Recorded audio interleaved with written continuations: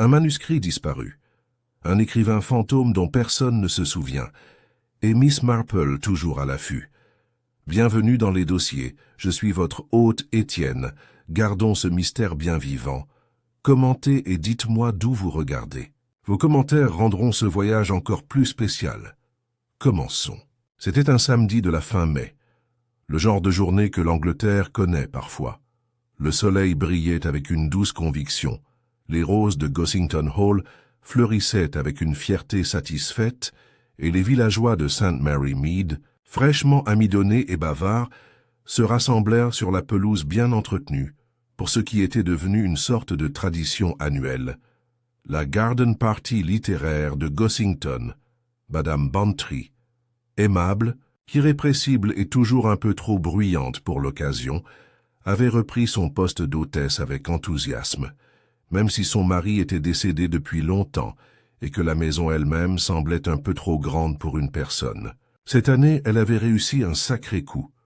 La visite du romancier insaisissable et à la mode Oswald Tennyson Gore. Best-seller dans les cercles londoniens et chouchou des critiques de livres récentes, il était descendu à Gossington Hall, avec tout le flair dramatique que l'on pouvait attendre d'un homme qui portait des cravates sans ironie et qualifiait ses romans de reconstitution d'un traumatisme moral. « Oh, j'aime un homme avec une voix comme une nécrologie », murmura Madame Elspeth Harper à sa sœur derrière une tasse de thé.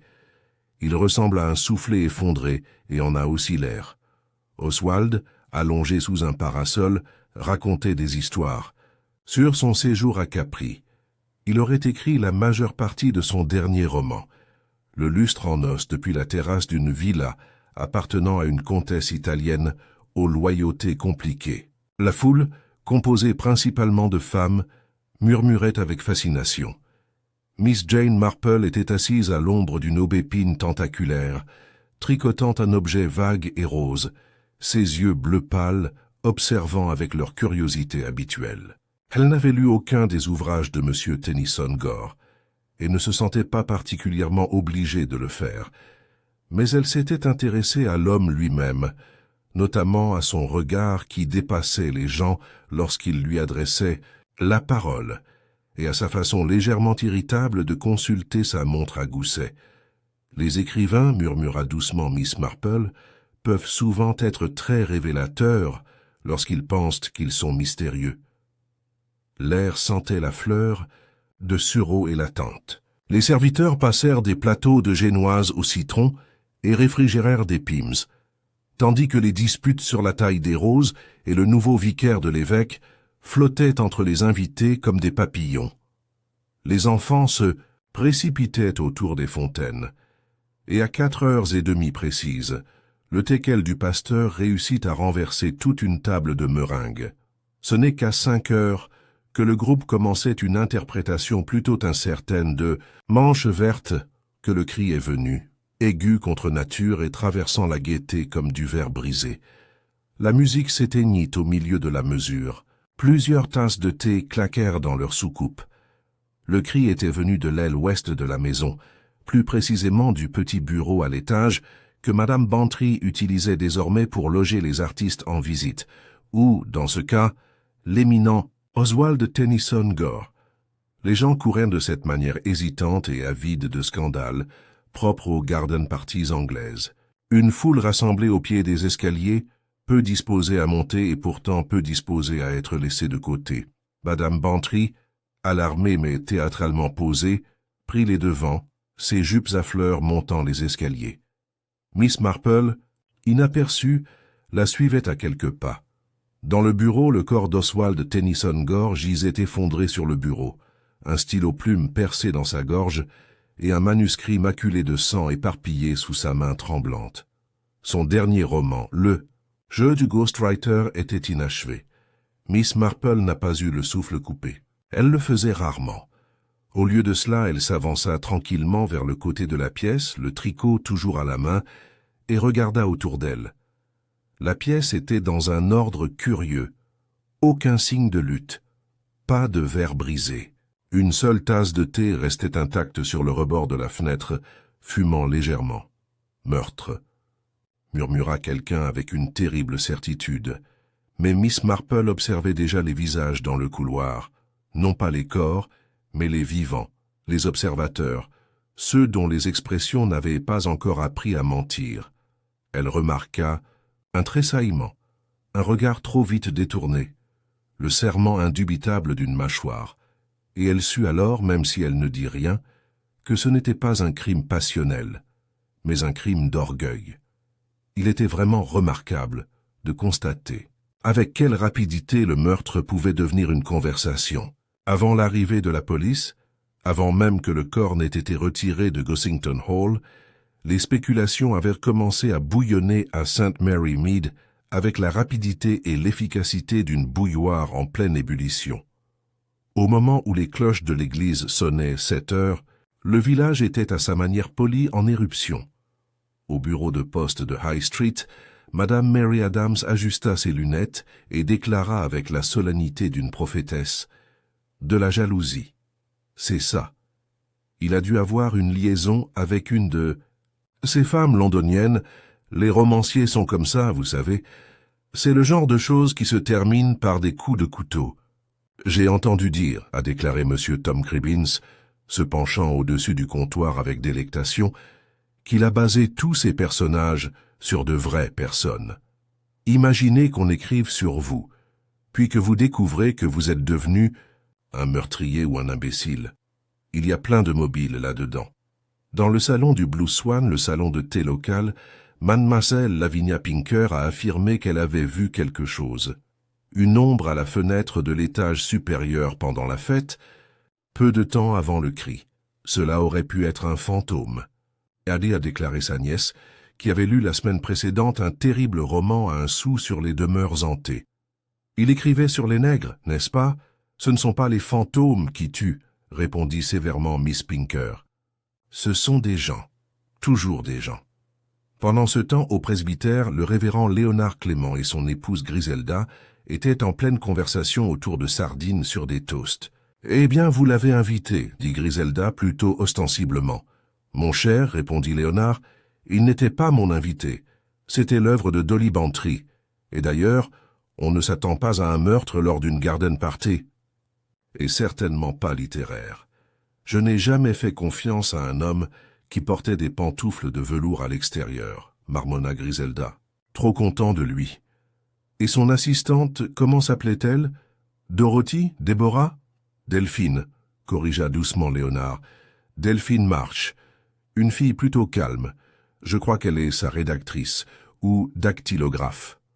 Ou maîtresse, répondit catégoriquement Griselda. Elle avait l'air terriblement nerveuse quand j'essayais de lui parler. Elle fumait comme une cheminée derrière les azalées.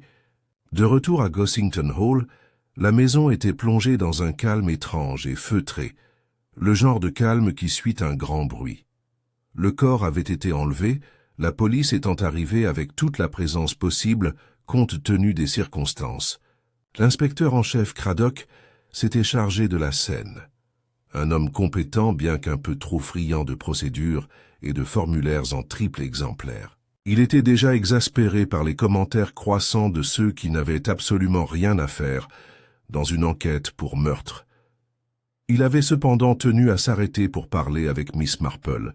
« Miss Marple, dit-il, alors qu'il se tenait près de la pergola de rose. Je crois savoir que vous étiez présente lorsque le corps a été découvert. Je l'étais, répondit-elle doucement, son tricot étant maintenant retourné dans son sac à main. Quelque chose que vous avez observé, quelque chose d'inhabituel? Miss Marple fit une pause, ses yeux pâles se tournant vers la maison. Et, bien, dit-elle doucement. Seulement que M. Tennyson Gore a semblé plutôt troublé tout au long de l'après-midi, comme si quelque chose ou quelqu'un était dans son esprit. Et j'ai entendu une sorte de querelle. Craddock cligna des yeux. Une dispute? Entre qui? Je ne pourrais pas le dire exactement.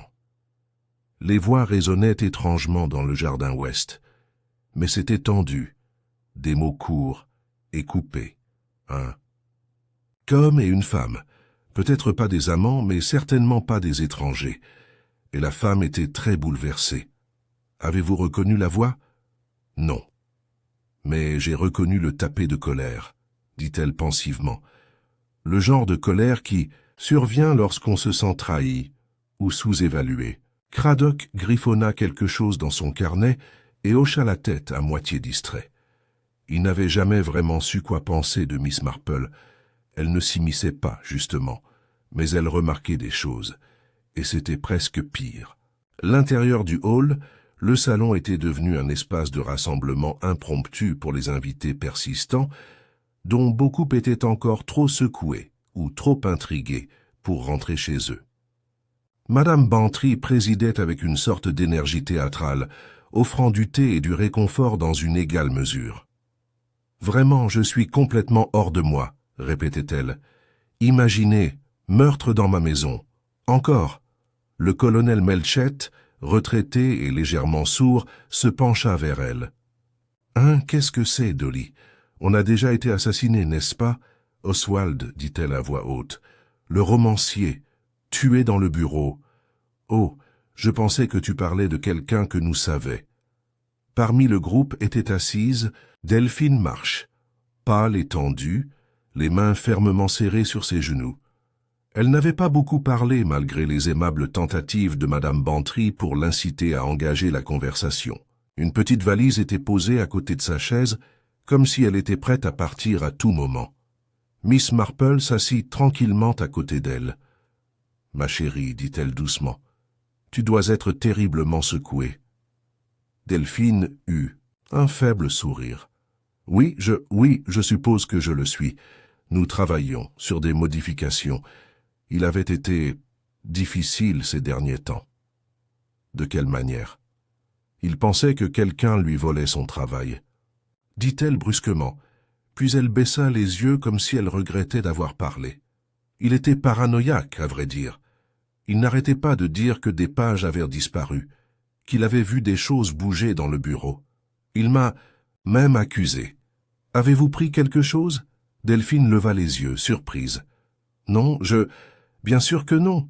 Il était brillant, mais il pouvait être cruel, surtout quand il buvait. Mais je ne... » Miss Marple lui tapota doucement le bras. Bien sûr, mais il devait avoir des ennemis, ou des gens qui se sentaient lésés par lui. Delphine resta silencieuse un long moment. Puis, il y avait quelqu'un, un homme, un écrivain. Oswald a refusé de lui attribuer le mérite d'une collaboration. Il a dit à tout le monde que cet homme était un parasite. Mais il a aidé à écrire Le lustre en os. Il a menacé de poursuites judiciaires, mais Oswald l'a payé en douceur. Il a dit qu'il l'enterrerait dans le prochain livre. Ruinez-le. Et quel était le nom de cet homme? Delphine hésita. Julian Fane. Il n'est pas local. Mais je pense qu'il aurait pu suivre Oswald ici. Miss Marple a caché le nom comme une aiguille dans un panier. C'est plus tard dans la soirée, alors que les invités sont finalement partis et que le long crépuscule est devenu bleu, qu'une petite mais significative découverte a été faite. PC. Waiters, un jeune agent nerveux chargé de sa première affaire de meurtre, est revenu des lieux avec une enveloppe marron qu'il avait trouvée derrière la remise à outils. Les bords étaient humides, mais intacts. À l'intérieur se trouvaient plusieurs pages dactylographiées, faisant clairement partie d'un manuscrit. Mais il n'était pas sur le ton typique d'Oswald. L'histoire était amère, vindicative et étrange. Il s'intitulait « Le Ghostwriter », vaillant. L'inspecteur Craddock a lu les premières lignes à haute voix. Il écrivait avec des voix volées, portait des noms empruntés et vendait chaque âme qui franchissait son seuil. Mais il y avait une vérité qu'il ne pourrait jamais écrire, le secret qui ferait tout tomber. Et ce secret, cher lecteur, est le mien. Craddock fronça les sourcils. Pas exactement une lecture au coucher. Miss Marple, assise près de la cheminée, leva les yeux de son thé. Non, pas du tout une lecture du soir, mais peut-être une confession ou une menace. Elle se tapota pensivement le menton. Quoi qu'il en soit, inspecteur, je crois que le jeu a déjà commencé. Le matin qui a suivi le meurtre s'est levé d'une manière déraisonnablement joyeuse. Les oiseaux gazouillaient avec une persistance inconsciente. Le facteur sifflait dans la ruelle, et une fine brume donnait à St. Mary Mead une qualité douce et vaporeuse, comme si quelqu'un avait tiré un voile sur la violence de la veille. Mais les villageois ne sont pas dupes. Ils se réveillaient tôt, lisant beaucoup trop de choses sur chaque chariot qui passait et sur chaque visage inconnu. Miss Marple, cependant, a commencé sa matinée comme elle le faisait toujours, avec un pot d'Earl Grey, un œuf légèrement bouilli et une courte promenade dans le cimetière. Ce n'était pas morbide, disait-elle souvent. Les tombes n'étaient que le dernier registre des histoires humaines, et Jane Marple était avant tout une lectrice attentive. L'inspecteur. En chef Craddock, en revanche, avait mal à la tête. Cela avait commencé sous ses yeux, peu après que P.C. Withers ait présenté les pages de Le Nègre Vaillant, et avait grandi régulièrement alors qu'il essayait de démêler les fils interpersonnels tordus entourant Oswald Tennyson Gore. De retour. À Gossington Hall, le bureau était bouclé, les rideaux tirés. Les pages manuscrites récupérées la veille avaient été soigneusement séchées et étaient actuellement en cours d'examen. Ils étaient dactylographiés, mais non signés. Un casse-tête littéraire, peut-être. Mais Craddock n'aimait pas particulièrement les casse-têtes. Les énigmes signifiaient des options, et les options conduisaient au doute. Il trouva Miss Marple assise dans la salle du matin avec Madame Bantry, les deux femmes semblant d'un calme déconcertant. « Mesdames », les salua-t-il en hochant la tête, « je me demande si je peux poser quelques questions supplémentaires. »« Bien sûr », dit Madame Bantry avec l'enthousiasme de quelqu'un qui désirait ardemment être utile. Miss Marple offrit simplement son sourire bienveillant habituel. « Naturellement, inspecteur en chef, même si je pense que vos suspects se multiplient plutôt que de se réduire. » Craddock soupira.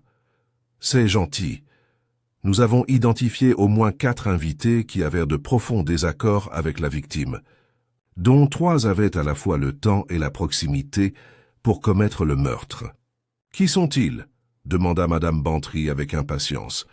Craddock lui lança un regard ferme. « Ce n'est pas un jeu, Dolly. » Elle leva les mains. « Bien sûr que non, bien sûr que non. Mais sûrement, si nous voulons être utiles... » L'inspecteur consulta son carnet. Tout d'abord Delphine Marsh, son assistante, clairement en détresse et peut-être plus impliquée qu'elle ne le prétend.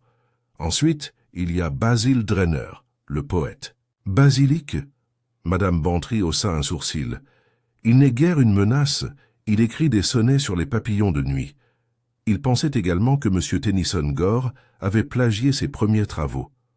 Apparemment, un poème que Basil a soumis à un journal l'année dernière présentait une similitude remarquable avec une scène de Le Lustre en os.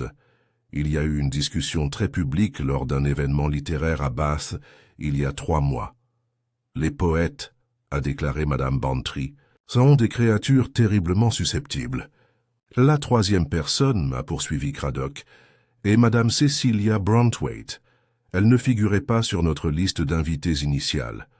Elle est arrivée sans y être invitée et a prétendu être une vieille connaissance de M. Tennyson Gore.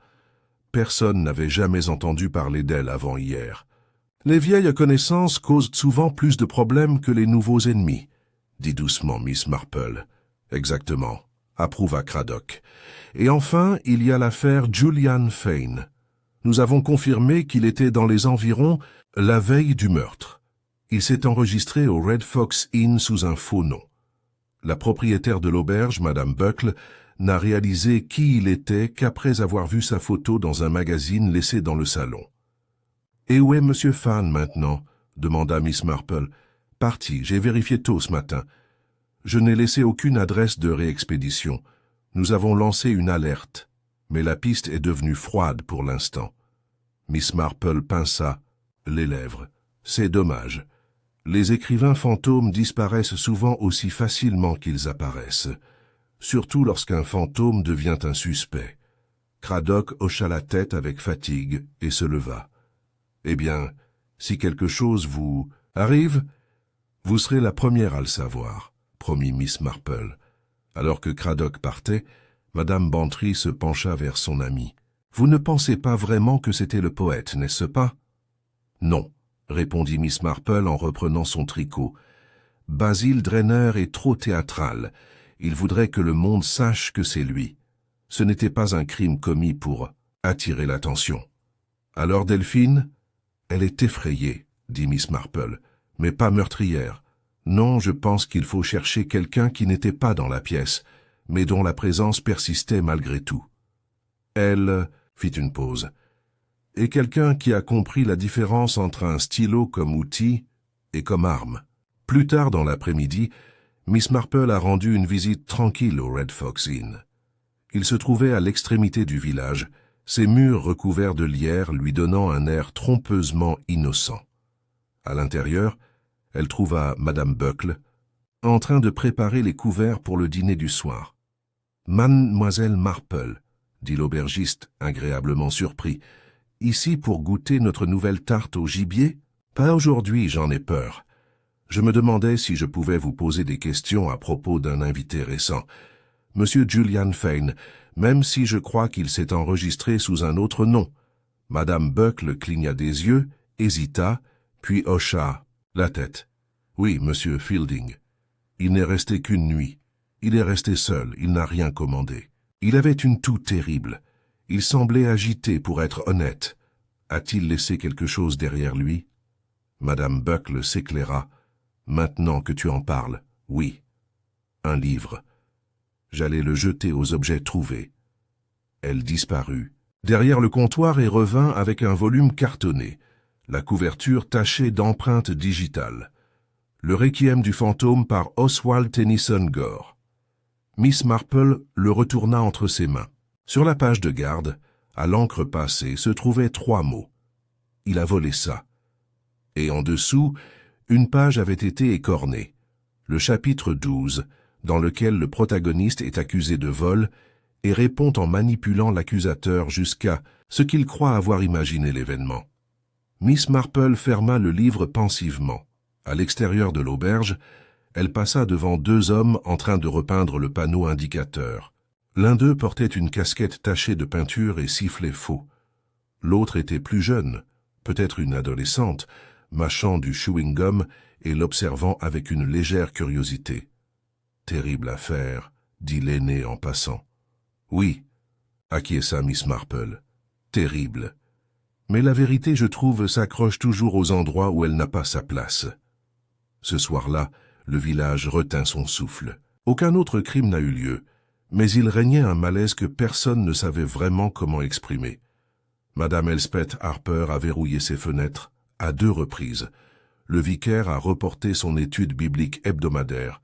Même les chiens aboyaient face aux ombres. Miss Marple était assise près de son feu, les pages du mystérieux manuscrit désormais copiées dans son petit carnet.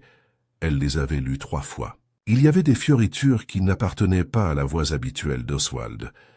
Des tournures de phrases, fantômes d'encre et phrases aiguisées comme des rasoirs, qui semblaient plus jeunes et plus en colère. Elle connaissait ces phrases.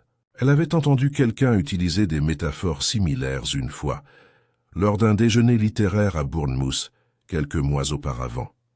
Un homme qui avait été écarté pour une bourse, qui avait été bruyant, impoli, qui avait parlé d'écriture fantôme et de trahison, et qui, se rappelait-elle maintenant, avait une claudication très particulière.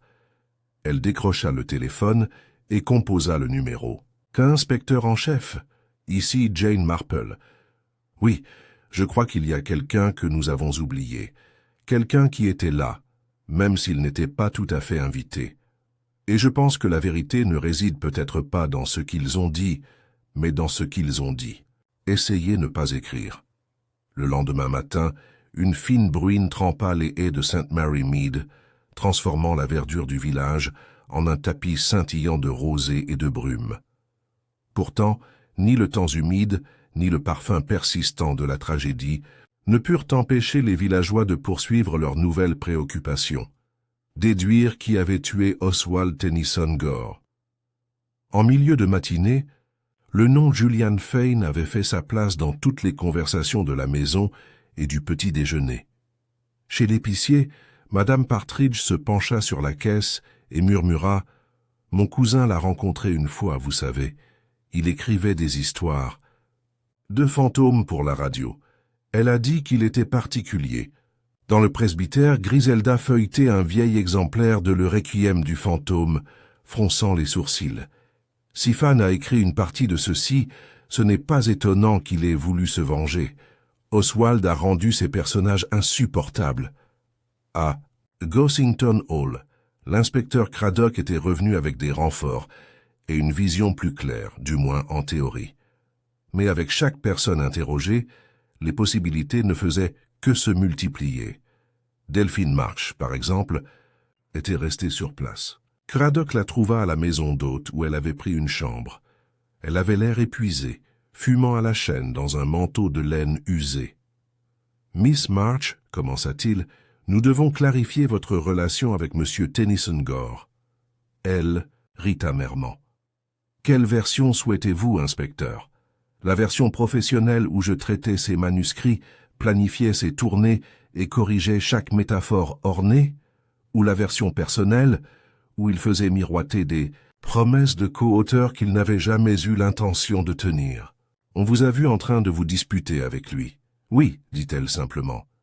Il m'a dit que j'étais remplaçable, qu'il pouvait avoir n'importe quel nombre de jeunes femmes à taper pour lui. Alors je lui ai dit que j'avais fini. J'avais fait mes valises et j'étais prêt à partir. Et maintenant, maintenant tout le monde pense que je suis resté pour le tuer. Craddock se pencha légèrement. As-tu? Non, dit-elle avec une conviction lasse. Et si vous cherchez quelqu'un avec la volonté et les mots pour l'assassiner correctement, trouvez Julian Fane. Oswald l'a saigné à blanc et a ensuite prétendu qu'il avait tout fait lui-même. Encore ce nom. Craddock griffonna, mais ne dit rien. Au même moment, Miss Marple rendait visite à Basil Drainer dans le studio qu'il louait, derrière les anciennes écuries de livrée. Le poète était drapé dans une robe rongée par les mythes, ressemblant à un homme à mi-chemin entre l'inspiration et l'indigestion. « Miss Marple, dit-il dramatiquement, venez-vous comme consolatrice ou comme interrogatrice? »« Ni l'un ni l'autre, répondit-elle, même si j'espère apprendre quelque chose d'utile. » Basil passa la main sur la table où des poèmes étaient éparpillés comme des confettis. « Mes paroles sont honnêtes, mais pas mortelles, je comprends. » « Que vous avez eu un différend avec M. Tennyson Gore ?» Il soupira. Oswald était un voleur de la pire espèce, pas un cambrioleur de banque ou de bijoux, mais de pensée. Il a pris un de mes vers inédits, l'a transformé en une absurdité mélodramatique sur les fantômes et la culpabilité, et l'a appelé le sien. J'étais en colère. Je le suis toujours. Et l'avez-vous confronté à ce sujet à la fête? Oui, dit Basil en époussetant les miettes de sa robe de chambre, derrière le mur du jardin. Je lui ai dit qu'il était un parasite littéraire. Il a souri, m'a tapoté le bras et a dit « Mon cher garçon, l'art est un vol. » Et puis, je suis parti. Je suis beaucoup de choses, Miss Marple, mais pas une tueuse. Et pas subtile. Si je l'avais assassiné, j'aurais écrit un poème à ce sujet et je l'aurais envoyé à l'étang. Elle sourit presque. « Votre honnêteté est rafraîchissante, même si elle est imprudente. »« N'est-ce pas toujours ?» répondit-il tristement. Pendant ce temps, à Gossington Hall, Cecilia Brantwaite sirotait à nouveau du sherry dans la bibliothèque. Un choix étrange pour le matin, mais Cecilia elle-même était étrange. Elle était venue, affirmait-elle, pour renouer avec Oswald, après de nombreuses années. Ils avaient été proches autrefois.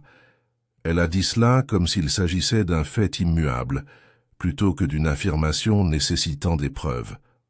Lorsque Craddock est arrivé pour lui parler, elle regardait le feu comme si elle essayait d'évoquer un souvenir des flammes. « J'étais amoureuse de lui autrefois », a-t-elle déclaré sans attendre qu'on le lui demande.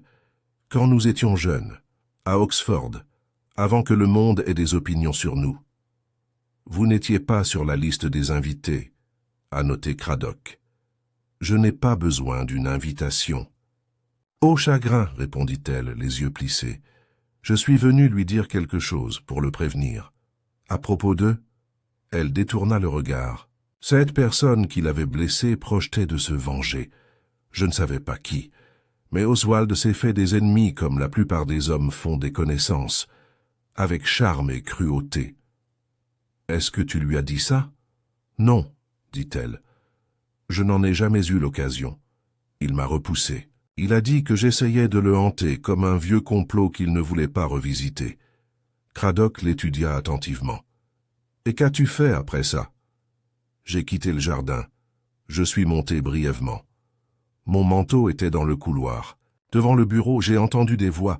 Je n'ai pas écouté, et puis il est mort. C'était mince, mais pas impossible. De retour dans son salon, Miss Marple était assise avec son neveu Raymond, venu la voir après avoir entendu parler du meurtre par des amis littéraires à Londres. « Un nègre ?» dit-il avec amusement. « Plutôt poétique ou ironique, je suppose. Les fantômes ont tendance à devenir dangereux lorsqu'ils sont ignorés trop longtemps, » répondit Miss Marple. « Je me demande, Raymond, si tu as déjà entendu parler d'un homme nommé Julian Fane. Bien sûr, infâme dans certains cercles, très doué mais difficile, a écrit pour d'autres sous des dizaines de noms. La rumeur disait qu'il avait été mis au banc après avoir accusé Oswald de l'avoir volé. A-t-il déjà publié sous son propre nom? Une seule fois, je crois. Une nouvelle intitulée « Le fantôme vaillant », à propos d'un homme qui tue l'auteur qui lui a volé. Son œuvre et cache la vérité dans la fiction. Les sourcils de Miss Marple se haussèrent légèrement. Comme c'est terriblement spécifique. Raymond hocha la tête. Cela a fait beaucoup de bruit. Oswald en aurait ri. Il a dit que c'était flatteur d'être romancé.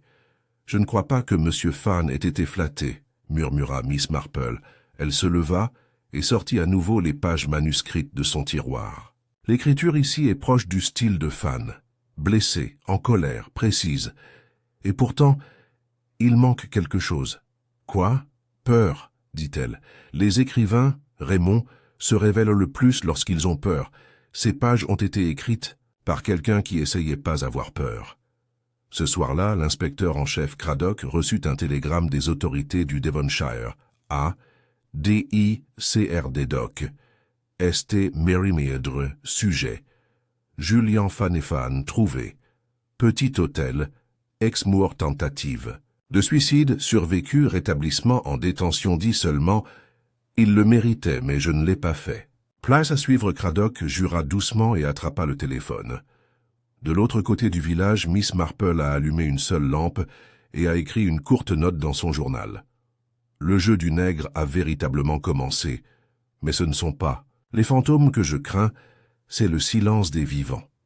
Le lendemain matin, un silence particulier régnait sur St. Mary Mead. Pas le calme paisible d'une journée de printemps normale, mais le calme tendu et attentif d'un lieu en attente, de nouvelles, ou peut-être s'y préparer. Miss Marple, sans se laisser décourager par la tension qui régnait dans le village, s'était levée tôt et avait marché jusqu'à Gossington Hall sous prétexte de rendre un livre de jardinage emprunté à Madame Bantry. En réalité, son intention était bien plus précise. Il y avait quelque chose dans la scène du meurtre qui la piquait encore, un vague malaise, comme si un tableau était légèrement de travers.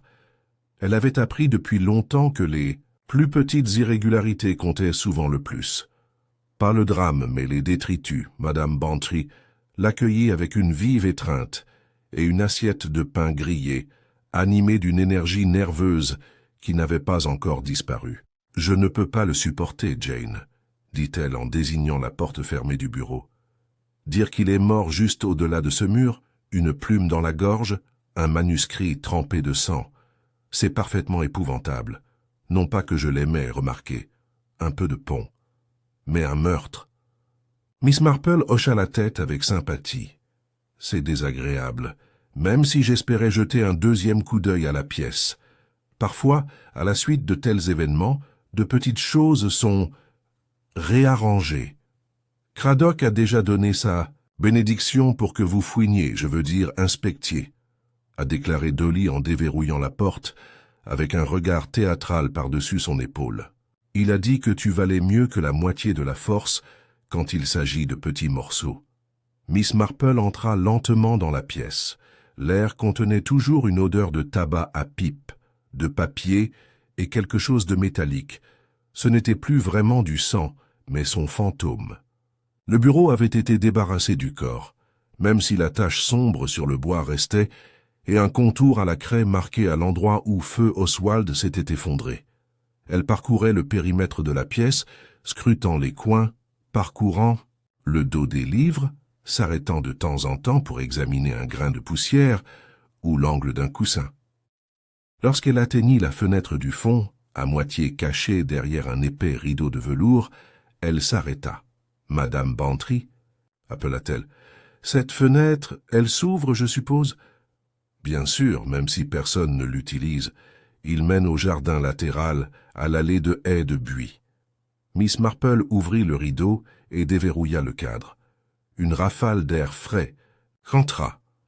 Elle se pencha légèrement, remarquant le rebord de pierre éraflé et en dessous, un lit de jardin peu profond avec du thym écrasé et de la terre perturbée selon un motif irrégulier. Une empreinte, ou plutôt l'impression d'en être un. La bande de roulement était tachée, mais la semelle présentait un talon particulier, fin et courbé. Il ne s'agit pas d'une botte ou d'une chaussure standard pour homme. Un talon de femme, peut-être, ou un mocassin étroit et tendance. Elle se retira lentement. À l'intérieur, son regard scrutait le bureau. Le stylo plume, désormais scellé comme preuve, avait été poignardé avec une précision surprenante. La police avait supposé qu'il s'agissait d'un crime passionnel, mais Miss Marple en savait plus. Le bureau n'avait pas été dérangé. L'encrier ne s'était même pas renversé. Il n'y avait eu aucun bruit d'objet renversé. Celui qui avait tué Oswald l'avait fait avec un calme chirurgical, et cela, pensait-elle, n'était pas l'acte d'un amant forcené ou d'un poète rejeté. Ses yeux se posèrent sur une photographie légèrement de travers, sur une table, d'appoint. Il s'agissait d'Oswald et d'une femme, une rousse éclatante, riant, la flûte de champagne levée. L'inscription disait « A.O. » dans le succès et dans le scandale. C.C. pour Cecilia Brantwaite. Les lèvres de Miss Marple se pincèrent. Elle était sur le point de partir lorsqu'elle remarqua autre chose. Sous le bureau, presque invisible à moins de s'accroupir, se trouvait un morceau de papier tombé dans l'étroit espace entre le bureau et le mur. Avec quelques efforts, elle l'a repêché. Une remarque. Déchirée sur le bord en majuscules. « Rencontrez-moi à la fenêtre latérale après le toast. Personne ne doit nous voir. » L'encre était tachée, mais récente. La fenêtre latérale. Ce fenêtre, Miss Marple le plia soigneusement et le glissa dans son sac à main. Elle retourna dans le couloir où Madame Bantry attendait avec une curiosité anxieuse. « Avez-vous trouvé quelque chose ?»« Quelque chose qui ne sont pas à leur place, » dit Miss Marple, distraite. « Dites-moi, qui a porté un toast à la fête ?» Madame Bantry cligna des yeux. « Oswald lui-même, juste avant que la musique ne reprenne. Vers 5h moins le quart, je pense. Et immédiatement après, il a quitté le jardin. Il a dit qu'il avait besoin de souffler. Je n'y ai pas pensé à ce moment-là. Il était toujours dramatique. » Miss Marple hocha la tête. « Et où était alors Cecilia Brantwaite ?» Madame Bantry hésita. « Maintenant que tu en parles, je ne l'ai revue qu'après le cri. J'ai supposé qu'elle était montée à l'étage ou qu'elle s'était promenée. Elle a dit plus tard qu'elle s'était reposée. »« Au repos, » répéta doucement Miss Marple. Elle retourna à son cottage cet après-midi-là, dans un silence pensif. Une fois rentrée chez elle, elle prépara du thé et disposa les objets sur la table de son salon, la note déchirée, les pages manuscrites et la photographie. Chacun était un fragment de quelque chose d'entièrement caché. Elle tricotait distraitement quand le téléphone sonna. « Jane », fit la voix de l'inspecteur en chef Craddock. « Fan a repris conscience. Il est transféré ici pour être interrogé. Demain. Mais il ne cesse de répéter la même chose. Ce n'était plus mon histoire. Est-ce que cela vous dit quelque chose ? C'est possible, dit-elle. Je vous expliquerai bientôt. Mais je pense que notre meurtrier n'est pas le nègre. Non, c'était quelqu'un de plus habitué au masque qu'au manuscrit. Il y a eu une pause sur la ligne. « Jane, » dit prudemment Craddock, « suggérez-vous que quelqu'un a mis en scène la scène que le manuscrit a été planté. » « Peut-être pas tout, dit-elle, mais c'était certainement destiné à nous dire quelque chose, et ce genre de message est rarement honnête. » Elle raccrocha et revint au message. « Retrouvez-moi à la fenêtre latérale. Une rencontre convenue à l'avance, prévue avant le meurtre, suggérant une complicité ou une confiance. Et puis, la trahison. Quelqu'un avait attiré Oswald dans la pièce où il est mort. Mais il ne s'attendait pas à le tuer si proprement. Si proprement. Non, cela avait les caractéristiques de quelqu'un qui s'était préparé à de nombreux résultats. Quelqu'un, pensa-t-elle, qui avait déjà joué à ce jeu auparavant. Le lendemain matin, la nouvelle s'est répandue que Cecilia Brantwaite avait quitté le village. Tranquillement et en toute hâte. Miss Marple n'était pas surprise. Les gens qui courent sont rarement innocents. Mais ils ne sont pas non plus toujours coupables du crime en question. Cet après-midi-là, une deuxième enveloppe a été remise de manière anonyme au commissariat. À l'intérieur se trouvait une seule page de Le Nègre Vaillant, tapée avec la même police et le même papier que le manuscrit original. Cette page se terminait cependant par une ligne que l'on ne voit pas dans les autres.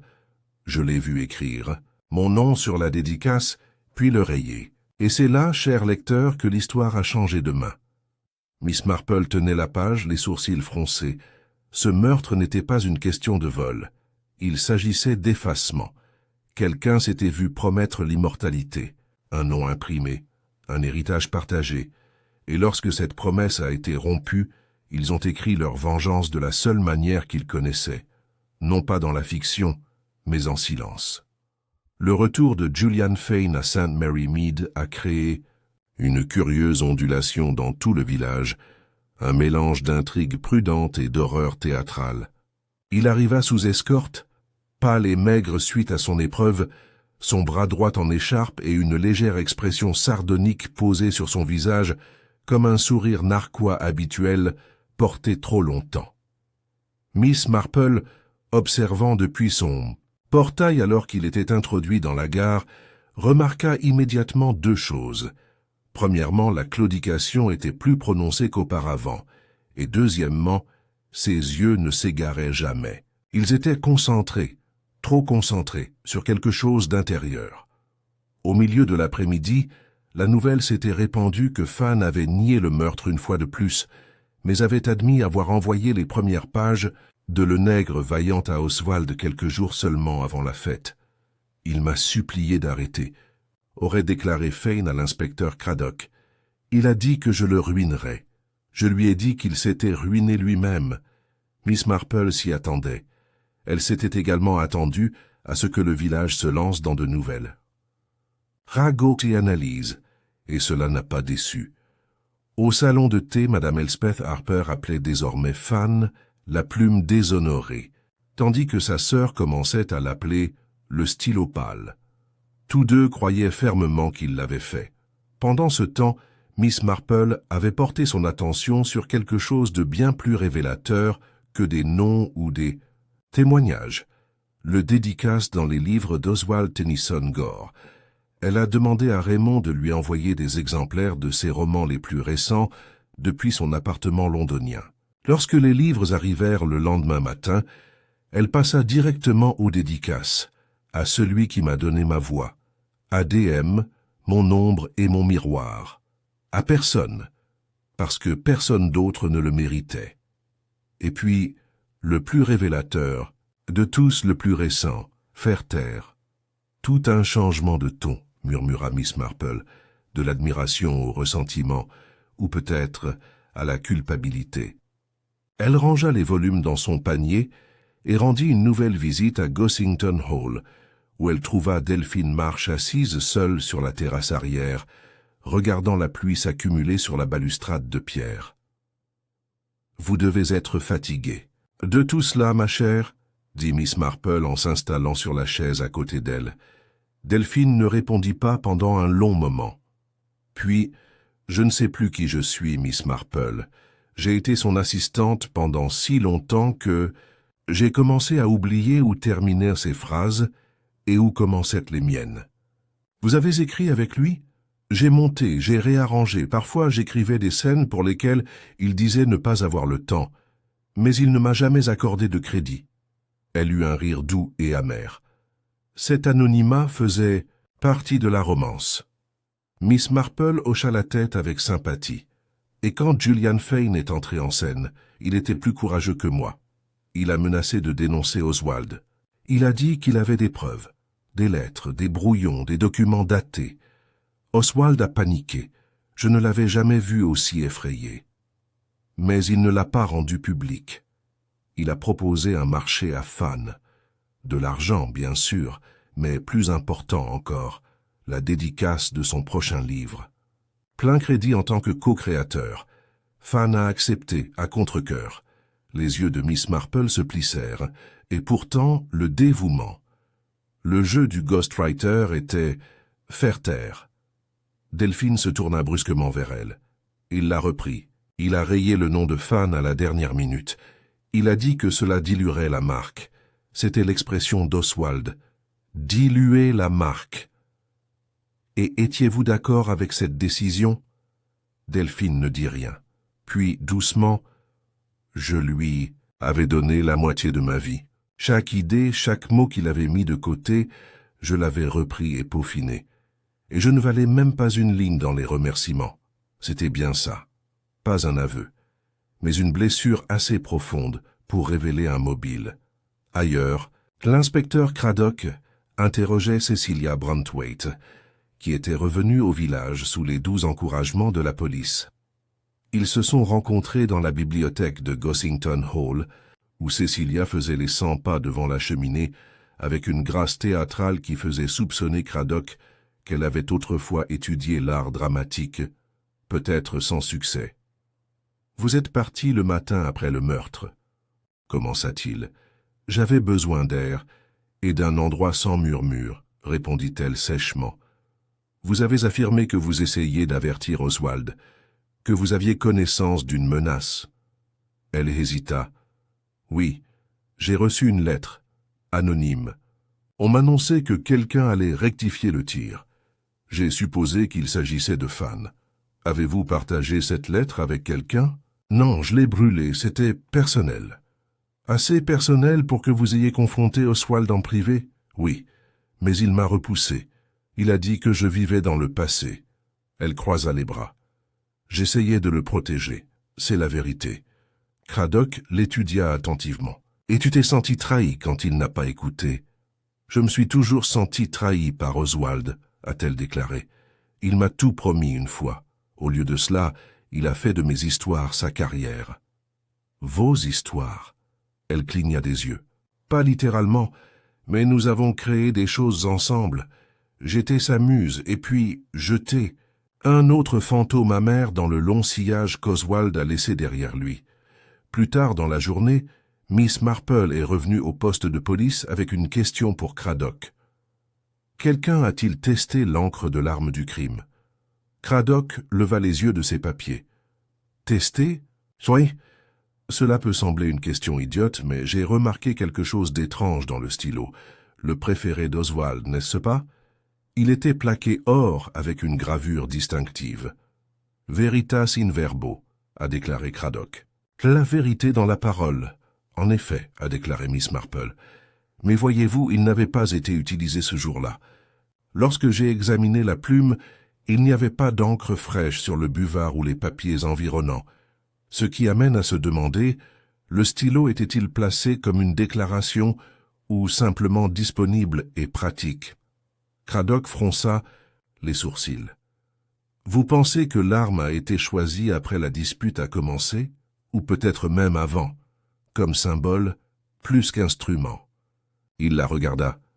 Vous pensez que c'était prémédité?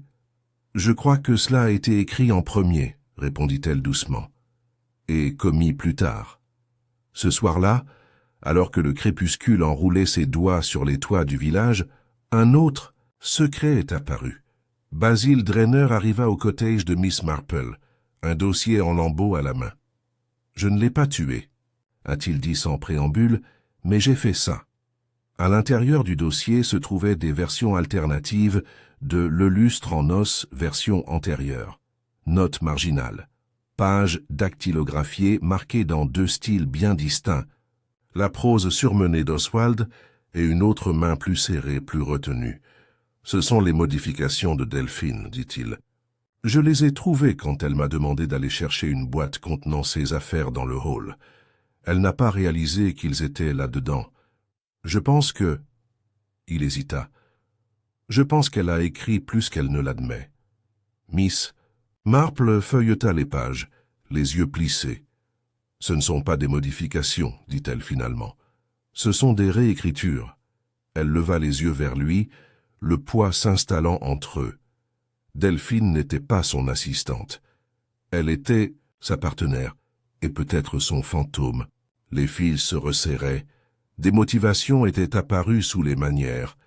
Les fantômes avaient désormais des noms, et Miss Marple, assise une fois de plus près de son feu, commença à entrevoir la fin, non pas dans le meurtre lui-même, mais dans ce qui y avait conduit. Des années de répression, d'attribution erronée et l'agonie tranquille de voir son travail défiler sous le nom d'un autre. Elle repensa aux herbes écrasées sous la vitre latérale, à la note déchirée et à la dernière page manuscrite arrivée anonymement, et surtout elle pensait à la dédicace « Faire taire ». Le silence, Miss Marple le savait, était rarement vide de sens. C'était souvent là que la vérité se cachait. Malgré le soleil printanier qui baignait St. Mary Mead d'un calme doré le lendemain, il était désormais impossible de le nier. Miss Marple avait commencé à ressentir le tremblement indubitable de courants plus profonds sous le meurtre. Il ne s'agissait plus simplement de OMS avait poignardé Oswald Tennyson Gore. Il s'agissait d'une question de qui avait effacé qui et pour combien de temps. Elle passa sa matinée tranquillement, sirotant du thé et relisant les fragments, rassemblés, les pages manuscrites anonymes, les traces de dédicaces et le dossier accablant de Basil Drainer.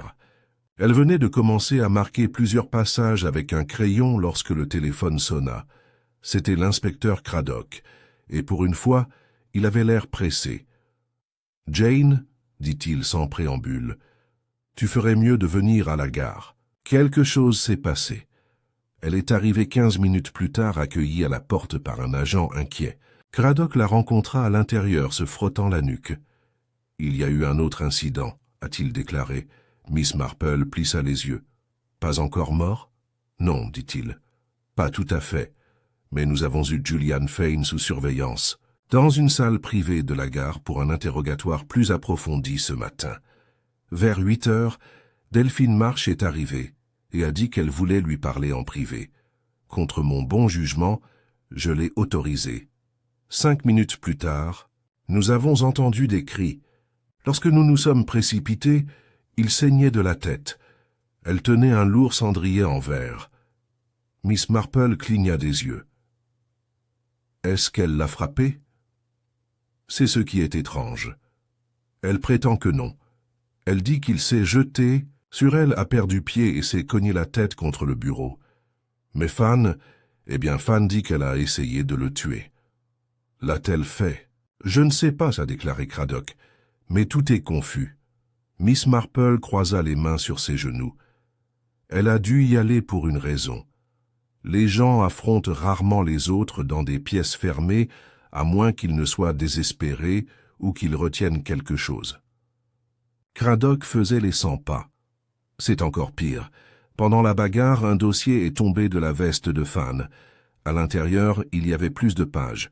Pas de Le Nègre Vaillant, mais une pièce entièrement nouvelle, une histoire inachevée, intitulée La Dame au loft. Miss Marple pencha la tête. Un aveu? Pas exactement. Mais l'histoire est clairement une métaphore. Un auteur torturé par la culpabilité cache les preuves d'un livre volé dans le grenier d'un ancien domaine. Il reçoit la visite d'une femme en gris, toujours anonyme, qui lui demande de réparer les choses. L'histoire se termine avec la femme qui le regarde mourir, impassible, pendant qu'il implore son pardon. Miss Marple ferma brièvement les yeux. Il n'avait pas seulement peur d'Oswald, il avait peur d'elle. Delphine? Peut-être, mais plus encore, de ce qu'il était devenu. Cradock hocha lentement la tête. Il refuse de dire autre chose. Il prétend que c'est juste une histoire. Rien de plus.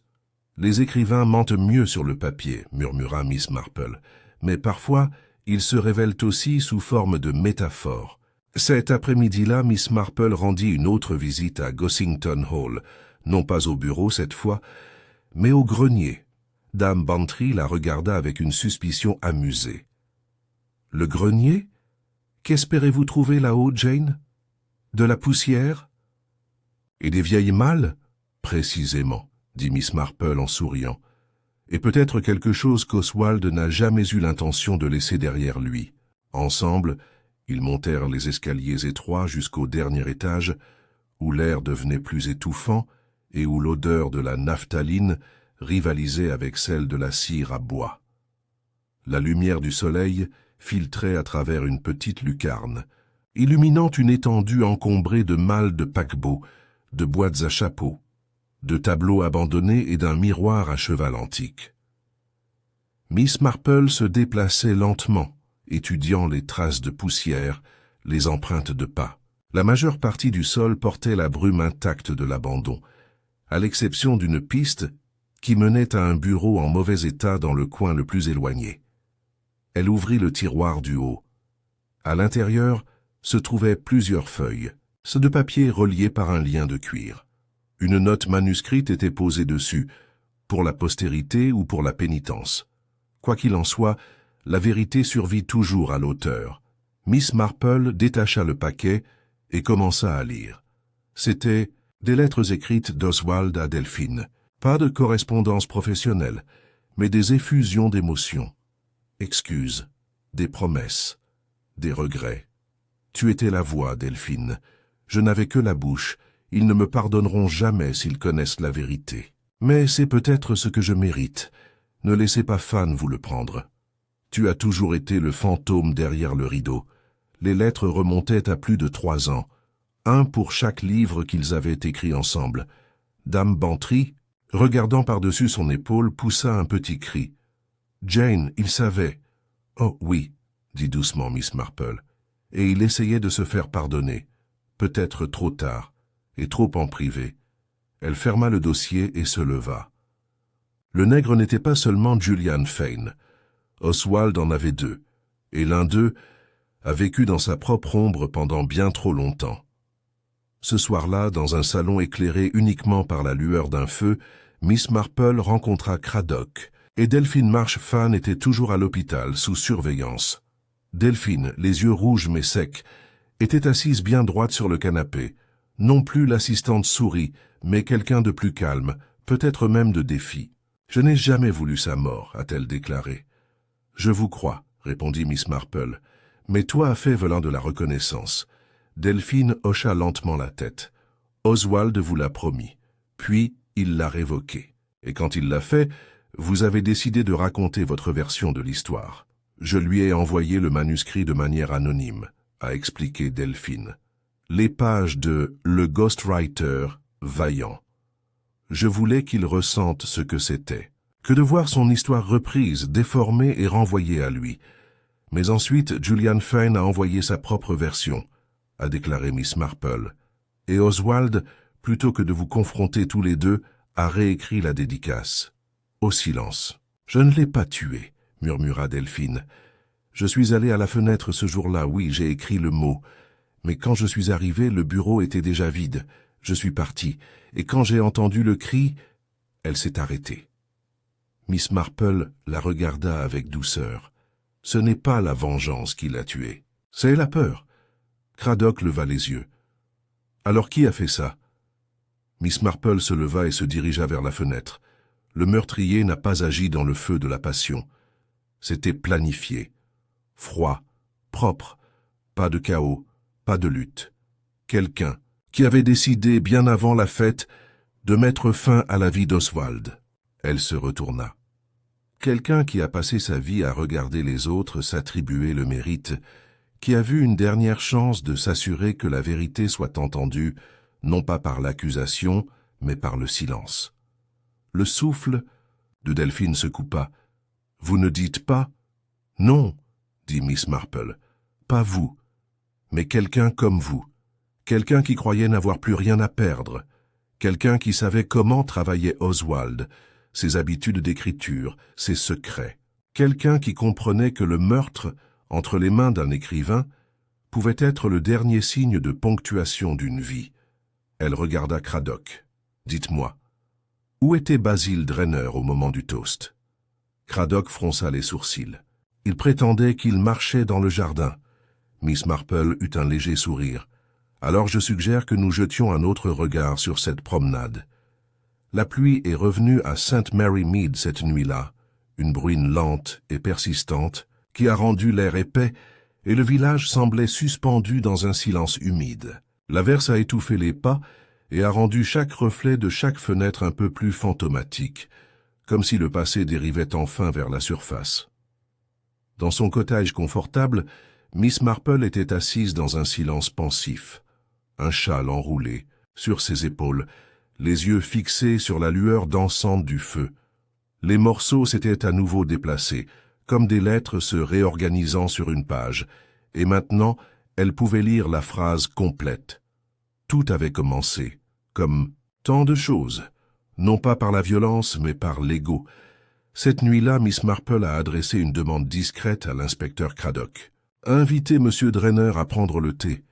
Dites que j'aimerais discuter de sa poésie. Il viendra.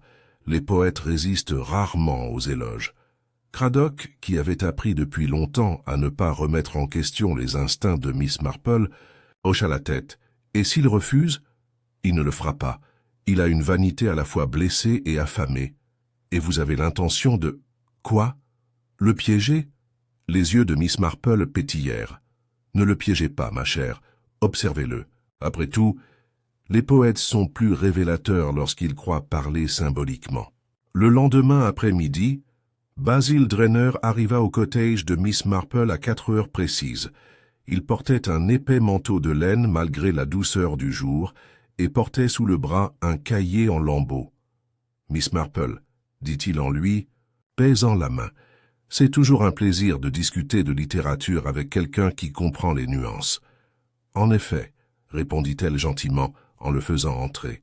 « J'espère que vous aimez le Victoria Sponge. Adorez-le. » Ils s'assirent près du feu, le thé servi dans ses plus belles tasses en porcelaine, et pendant près d'une demi-heure, la conversation se déroulait doucement. La poésie, le sort de l'édition moderne, la grossièreté des critiques.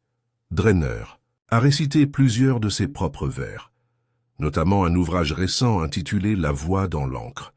Miss Marple écoutait avec une attention silencieuse. Elle lui demanda de lire une ligne 2 fois.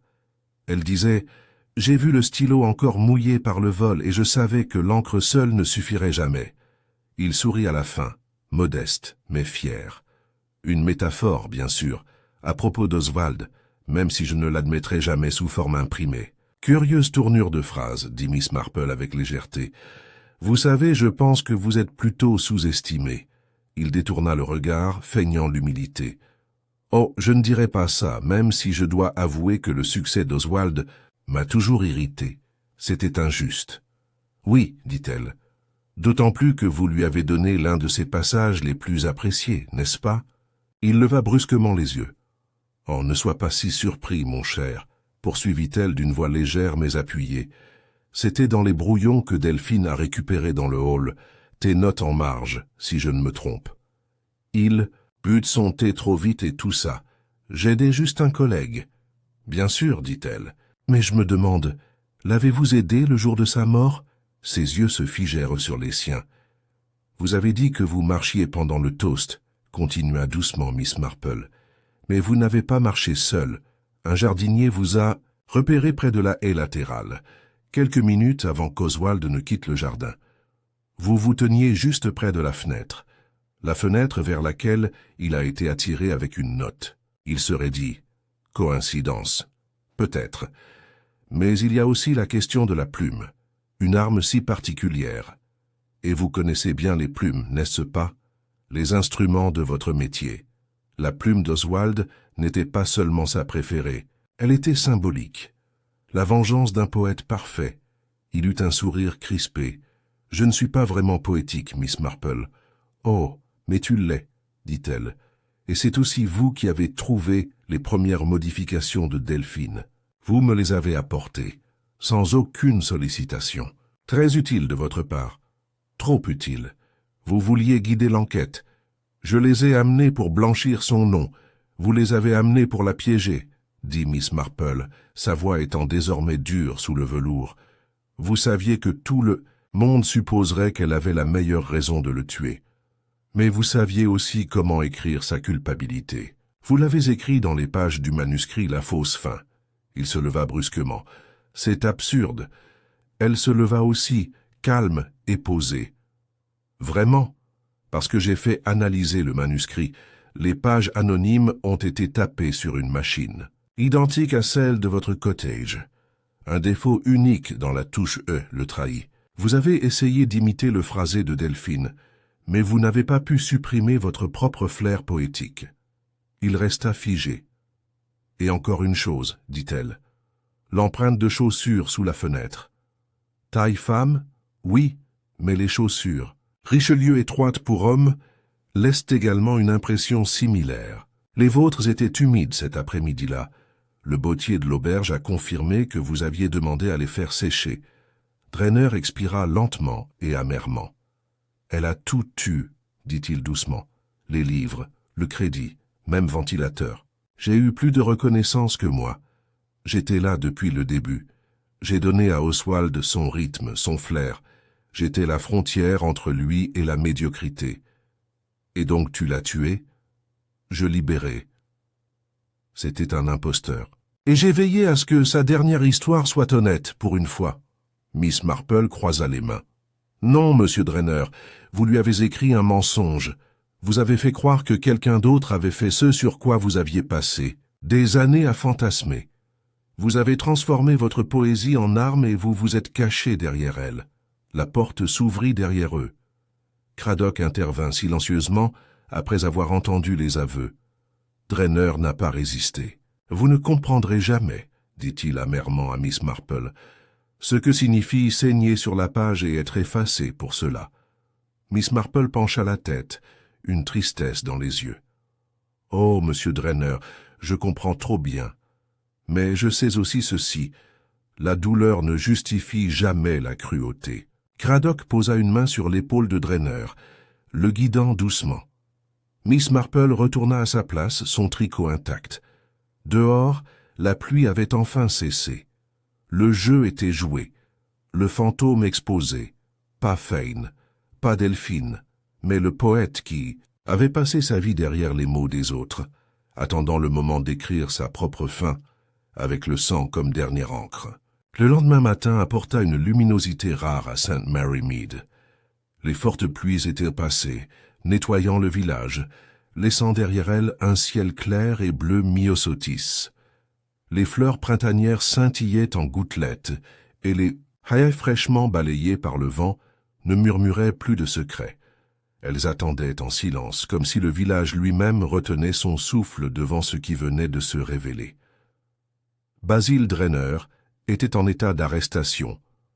Le poète, si récemment enveloppé d'excentricité et de souffrances littéraires, s'était enfin révélé être tout autre chose. Un homme rongé par le ressentiment, son talent trop maigre pour dépasser son amertume, sa vie engloutie par le désir non d'écrire, mais d'écrire. Être écrit sûr. Et c'est ainsi qu'il avait assassiné le seul homme dont il avait suffisamment envié le succès pour le tuer. Dans le bureau de Gossington Hall, l'inspecteur en chef Cradock et Miss Marple se tenaient à nouveau ensemble, l'espace étant désormais débarrassé du chaos de la scène du crime, mais toujours lourd de ses souvenirs. Cradock se tourna vers la fenêtre. « Je n'arrête pas de penser au message, l'invitation à se rencontrer à la fenêtre latérale. C'était vous, n'est-ce pas? Vous avez fait examiner l'écriture ?» Miss Marple hocha la tête. « Oui. » Basil a essayé de le dissimuler, mais il y avait des similitudes dans la pression et l'orientation avec ses premiers poèmes. Les poètes changent rarement leurs traits. Il a écrit la note lui-même, prétendant qu'elle venait de Delphine. Il savait qu'Oswald viendrait sans aucun doute.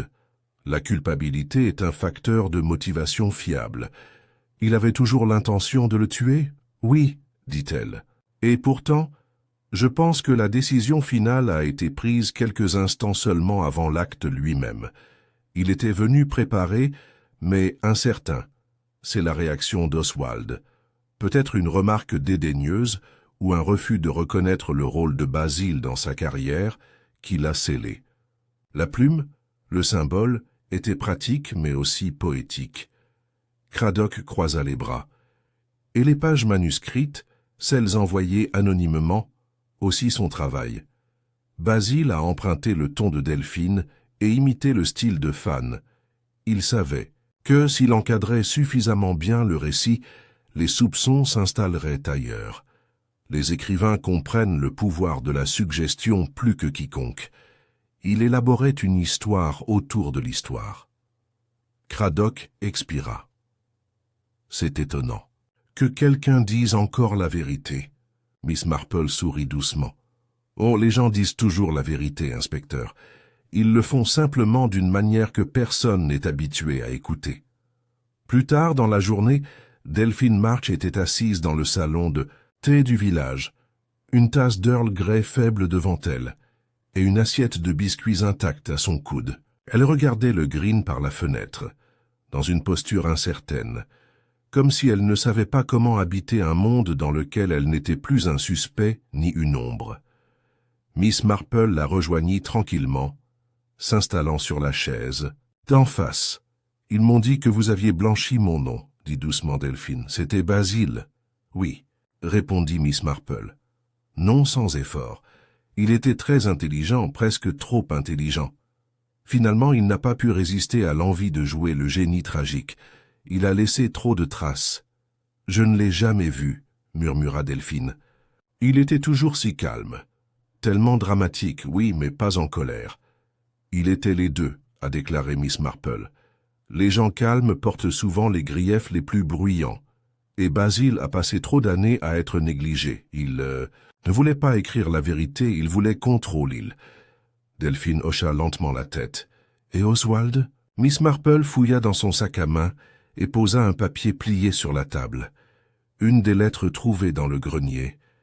Delphine lisait en silence. Sa gorge se souleva une fois. « Il voulait vous inclure », dit doucement Miss Marple. Mais il avait peur de l'impact que cela aurait sur son image, de ce que les gens pourraient penser s'ils savaient combien il vous devait. Et puis il a essayé de défaire tout ça en secret, mais les secrets ont tendance à devenir toxiques, n'est-ce pas? Delphine leva les yeux. Que se passe-t-il maintenant? Vous faites ce pourquoi Oswald ne vous a jamais donné la permission, a déclaré Miss Marple. Vous racontez votre histoire. Pendant ce temps, au presbytère, Griselda Clément a annoncé la nouvelle avec un plaisir impénitent à une Elspeth Harper stupéfaite et à une Miss Pinker tout aussi déconcertée. « Je l'ai dit dès le début », déclara-t-elle en se versant une seconde tasse de thé. « Ce n'était pas les plus évidentes, ça ne l'est jamais. On ne peut pas faire confiance à un homme qui porte un foulard à l'intérieur. Toutes ces pensées sombres. Honnêtement, renifla Elspeth, je ne vois toujours pas pourquoi il était si bouleversé. Il n'a même pas vendu beaucoup de livres. Précisément, répondit Griselda. Il était désespéré, et les gens désespérés font des choses stupides. La conversation s'est transformée, comme on pouvait s'y attendre, en spéculation sur celui qui écrirait l'inévitable. Véritable livre policier. Le nom de Miss Marple est revenu plus d'une fois. Elle ne s'est jamais mise en couverture, a déclaré Miss Pinker avec assurance.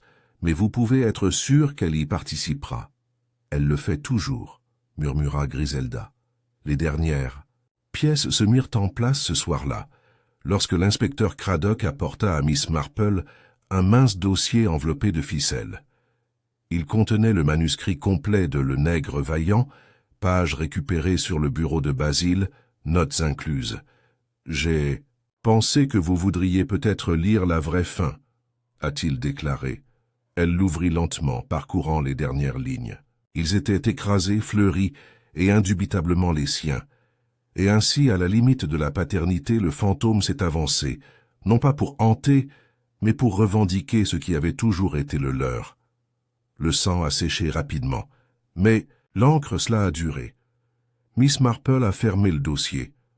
Il n'a jamais vraiment compris la différence entre justice et vengeance, a-t-elle déclaré. Et finalement, il a confondu la paternité et la propriété. Craddock sourit. « Tu es perdue à la retraite, Jane. » Elle rit doucement. « Oh non, inspecteur, j'aime plutôt le calme. Les gens disent plus la vérité dans les endroits calmes. » Elle lui offrit du thé et ils s'assirent, tandis que le soleil se couchait sur le village, peignant les toits d'ambre chaud et de rose. La tempête était passée, mais dans son sillage la clarté est apparue. Un homme était mort, mais un silence avait également été rompu, et Miss Marple, toujours une observatrice discrète, avait une fois de plus écouté plus attentivement que quiconque. 3 semaines après l'arrestation, Gossington Hall reprit son doux sommeil dans la vie du village. Les jonquilles hochèrent poliment la tête dans la brise. Les oiseaux reprirent leur joyeuse querelle dans les haies, et Madame Bantry recommença à organiser des déjeuners avec un sens renouvelé du but théâtral. La vie, comme à St. Mary, Mead, a tranquillement repris son rythme, mais tout n'est pas redevenu comme avant le meurtre d'Oswald Tennyson Gore. Certaines choses ne fonctionnent jamais vraiment. Le poète Basil Drainer, désormais jugé, était devenu une sorte d'anti-héros, tragique dans les cercles littéraires au-delà du village. Des articles étaient rédigés, des polémiques s'ensuivaient sur la paternité, le vol intellectuel et le coût de l'anonymat. Pour Miss Marple, tout cela n'était que du bruit, non négligeable, mais sans intérêt. La vérité, pensait-elle, se trouvait rarement dans les déclarations, mais dans les petits silences que les gens laissaient derrière eux, et il y avait eu de nombreux silences dans cette affaire, des années durant. Un matin tranquille, Delphine Marsh est venue rendre visite à Miss Marple. Elle ne portait pas de maquillage. Ses cheveux étaient simplement tordus, un modeste carnet serré à son côté comme une encre. Miss Marple lui offrit du thé sans poser de questions, et Delphine accepta avec gratitude. « Je quitte St. Mary Mead », dit-elle après les premières gorgées. « Je m'en doutais », répondit doucement Miss Marple. « De l'air frais, un nouveau départ. J'ai décidé de publier, pas sur Oswald, pas directement. Je ne veux pas écrire un mémoire sur la douleur, mais je veux raconter une histoire, un roman, quelque chose qui m'appartient en mon propre nom. Je pense que ce serait très sage, a déclaré Miss Marple. La vérité n'est pas seulement une question de ce qui s'est passé, parfois c'est ce qui aurait dû arriver. Delphine hésita. Est-ce que les gens me croiront? Miss Marple tendit la main par-dessus la table et lui toucha la main. Ils peuvent douter, mais si vous écrivez honnêtement et sans avoir à régler vos comptes, ils vous écouteront. Delphine sourit, les yeux embués. Tu as toujours l'air de savoir quoi dire. Seulement parce que j'ai déjà tout entendu, dit Miss Marple, son propre sourire petit mais chaleureux. La nature humaine, ma chère, ne change pas aussi souvent qu'on le pense. Au Red Fox Inn, Madame Buckle avait pris l'habitude de polir les cuivres 2 fois plus souvent, juste au cas où un autre type littéraire apparaîtrait. Elle avait également ajouté une petite coupure de presse encadrée sur le mur du salon, une revue de Le Lustre en os, associée à une photographie d'Oswald Tennyson Gore, l'air suffisant et balayé par le vent à côté d'une falaise côtière. Elle partageait désormais l'espace avec une photographie plus récente, celle de Basil Drainer, conduit hors de la salle d'audience, menotté, les yeux baissés, mais quelque peu provoquant. « J'aime un peu de symétrie », a-t-elle déclaré aux invités, en désignant le mur. L'un a écrit l'histoire, l'autre l'a terminée, même si personne ne sait vraiment qui a réellement écrit les bons morceaux. À la poste, les ragots s'étaient transformés en analyse rétrospective. Madame Elspeth Harper a maintenant qualifié l'affaire de cette histoire tragique, avec la garden party et la plume, tandis que M. Cribbins insistait sur le fait qu'il toujours a dit que ce n'était pas Fane qui l'avait fait, même s'il avait passé la majeure partie de la semaine après le meurtre à être convaincu du contraire. À l'église, le révérend Clément a prêché un sermon réfléchi sur la vanité et le pardon, bien que sa femme Griselda ait déclaré plus tard que le lien entre la parabole et le meurtre était un peu trop juste. L'inspecteur Craddock est retourné à Londres peu de temps après que les documents aient été remplis et que les derniers entretiens aient été déposés. Mais avant de partir, il fit un dernier arrêt chez Miss Marple.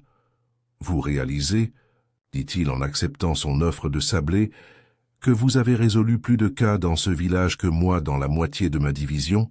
Miss Marple rit. « Je ne dirais pas ça, chérie. Tu as été très minutieux.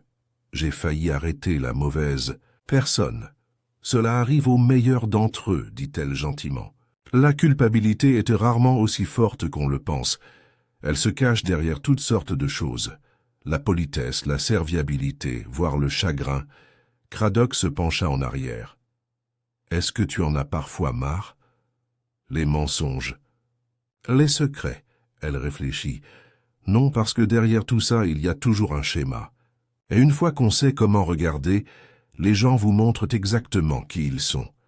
Je trouve ça plutôt réconfortant, à sa manière. » Il sourit. « Vous savez, certaines personnes pourraient dire que vous êtes perdu ici, dans un village. » Les yeux de Miss Marple pétillèrent. « Et pourtant, ce village m'a appris tout ce que je sais. Il est peut-être petit, inspecteur, mais il contient le monde entier, juste en miniature. » Il partit avec un sourire et un signe de tête, et Miss Marple retourna dans son jardin, où les premiers bourgeons de clématite commençaient à fleurir.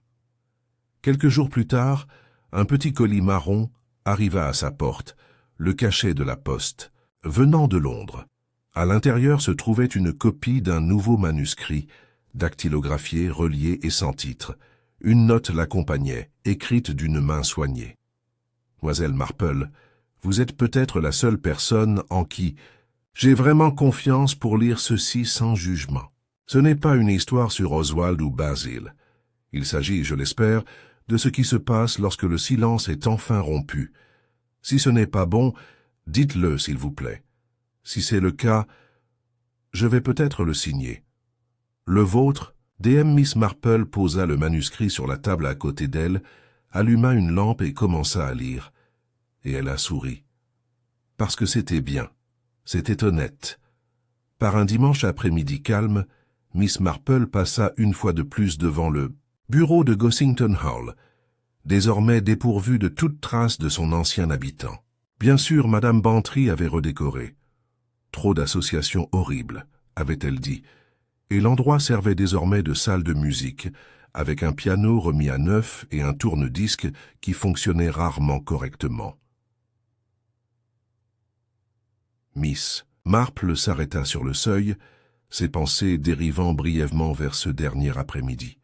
Le cri, le corps immobile et la plume ensanglantée qui avait autrefois écrit la gloire et abouti à la violence. Elle ne s'est pas attardée. Elle ne l'a jamais fait. Au lieu de cela, elle se tourna vers le jardin, où une légère brise soulevait dans l'air le parfum des roses. Les villageois parleront pendant des années du meurtre d'un écrivain fantôme. Ils débattraient des motivations, des travaux inédits et de la question de savoir si le génie pouvait justifier une partie de ce qui s'était passé.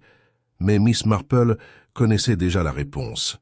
Ce n'était pas possible, parce que le meurtre, aussi poétique soit-il, n'a jamais été de la littérature. C'était la vie, laide, définitive et humaine, et seule la vérité, silencieuse et stable comme une aiguille à tricoter, pourrait jamais dénouer son fil emmêlé.